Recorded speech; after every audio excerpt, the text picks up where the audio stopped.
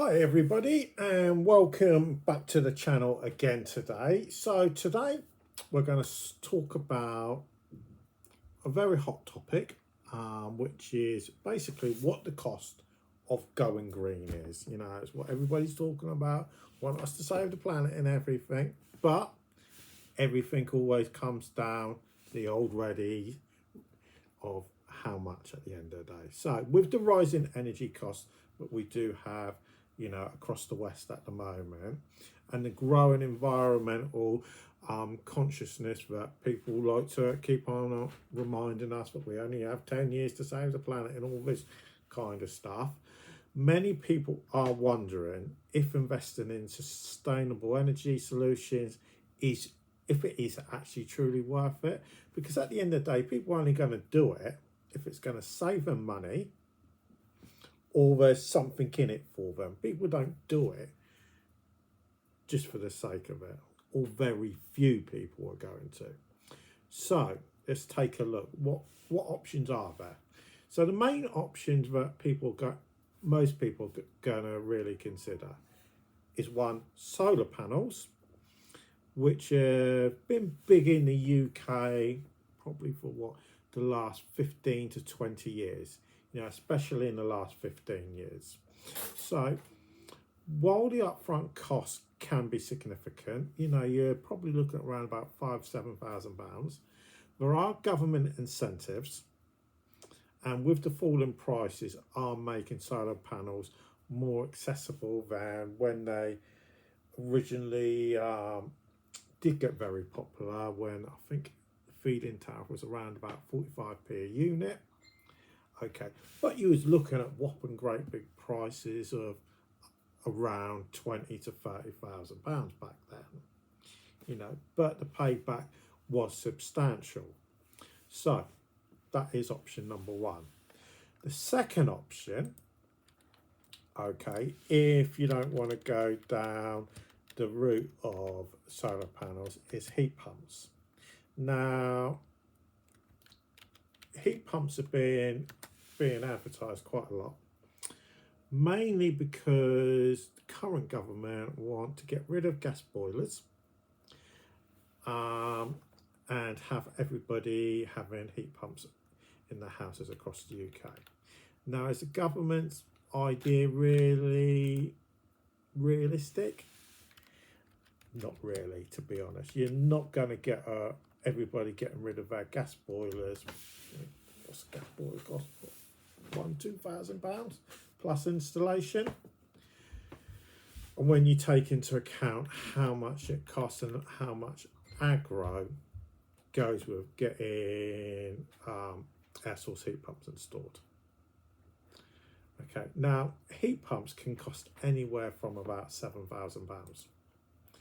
Okay, obviously they can be an awful lot more than that, but there are also incentives from the government to help pay towards them. Okay, so there is that. Now the third main one, where you're going to have an initial investment, is electric vehicles. Okay, now obviously the purchase price of an electric vehicle can be, well, not can be, is a lot more higher than a traditional petrol car. But with lowering running costs and government subsidies, yet again, can make it a more affordable option. Especially if you could look at all of them. All I'm going to talk about is Tesla, because obviously they're probably the biggest brand, sell the most amount of electric vehicles across the world at the moment. So, you know, if you are looking at an electric car, okay, we'll just take into account Tesla. Okay, so Tesla, how much do they cost? Well, you've got the Model S, which is one of their more expensive ones. Oh, God, does it move 200 miles an hour? That's nice. But for that 200 miles an hour, you're looking at over £100,000. Model 3, their small, like, saloon car. Saloon, well, that's a 5-door car anyway. Okay, top speed 125 miles an hour. Not bad, you can't complain at that.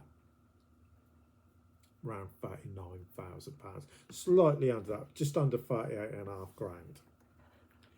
Okay, and then you've got the Model X, which is the one up from that, and you're looking at up around 80 to 85 grand. You know, kind of price you expect to be paying for like a BMW or a Mercedes or something like that. You know, so the problem is electric cars are a lot more expensive, but they do come with the latest technology and everything, which normal petrol cars, as a general rule, aren't going to come with.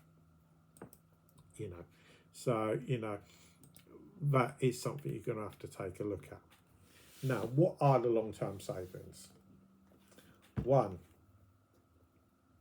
you're going to have reduced energy bills at the end of the day. So obviously, by generating your own electricity or using more energy efficient appliances, you're going to significantly reduce your monthly energy costs. Now, one thing I can say, because most of you are going to be saying, "Oh, you're talking rubbish," absolute BS. Now, in my house here, this 4-bedroom house, end of terraced or semi-detached, whatever you want to call it, we have 3 panels. Now that way is south, that's that back of my house. Okay, now we have 3 solar panels on our roof. During this summer, we probably pay our energy company. Now we're with Octopus Energy. Okay, we're not with one of the mainstream ones, we're with Octopus Energy. We only moved in here on Christmas Day last year.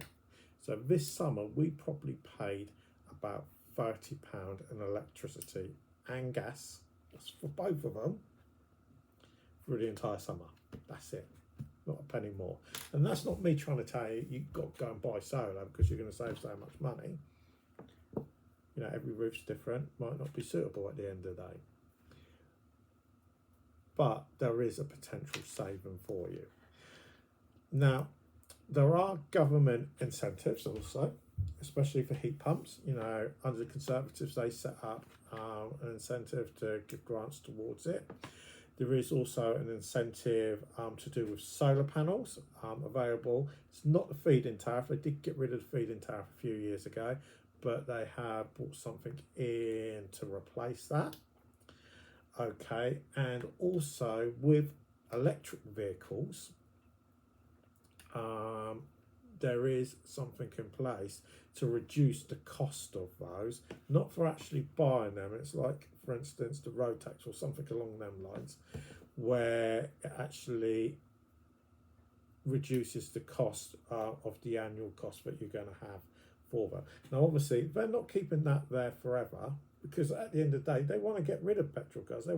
Government want to get rid of diesel cars. They want everybody having electric cars by, what is it, about 2030 or something ridiculous like that. Not going to happen in a million years. Okay, so it's not going to be there forever. So if you are thinking about it, get ahead of the curve. Get it done as soon as possible, if you can. Okay. So next thing you've got to take into account is, what is the actual environmental impact? Do you care about the environmental impact? You know, I know when I used to work in the solar industry, people didn't get solar because they wanted to save the planet at the end of the day. They wanted to do it, and this is especially in the days when it's at like 45p a unit, because they were concerned about how much money they're going to make. They were just thinking about this going in their pocket rather than in the CEO of energy companies' pockets. But for those of you that are concerned about the planet, like all of these people that during the summer months like to stop the traffic in London, or go into like the Tate Gallery or whichever galleries it is and throw super famous artworks, you may well be concerned about the environment. So what is it? So first of all, you're going to reduce your carbon footprint, because by switching to renewable energy sources and reducing your energy consumption, you are going to help mitigate climate change. Not drastically on your own, but if everybody does it, it is going to help, you know. So there's that. 2, you're going to get cleaner air, because renewable energy sources produce fewer greenhouse gas emissions and air pollutants compared to it, you know, your power stations and all that type of stuff. It is going to just reduce it. And then you create a sustainable future by investing in green technologies, which is a step towards a more sustainable future for my children and my grandchildren and their children and their children and their children and so on. And I'm not going to keep on rambling on going down that road, because we've probably all heard it a million times. So while the initial cost of going green can seem daunting, and it can, you know, with the figures, especially talking about, you know, like electric vehicles, you know, it is high. You know, solar panels not quite so bad, and heat pumps aren't quite so bad either. But the long-term benefits can be quite great with the amount of money you can get in return. So both financial and environmental can make it a worthwhile investment. So I would suggest always consider what your actual needs are at the end of the day. Why do you actually want to do it?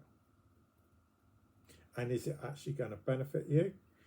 So take that into account and take a look at all the incentives that are available, so you can make a proper impact on the planet, and most importantly, as my wife always likes to tell me, on my wallet, so she's got more money in her purse. You know, so I hope this has helped everybody.